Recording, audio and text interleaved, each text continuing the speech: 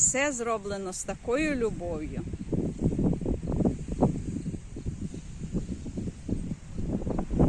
І вон, дивіться, Кеша, собачка Кеша.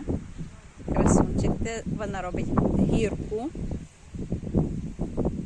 Тут дуже багато рослин, дуже цікавих рослин. І це в процесі створення. Дивіться, міні-фонтанчик. Ось. Така краса. Ліатрис. Вероніка. Бачите, яка низенька у мене висока, а це низенька Вероніка.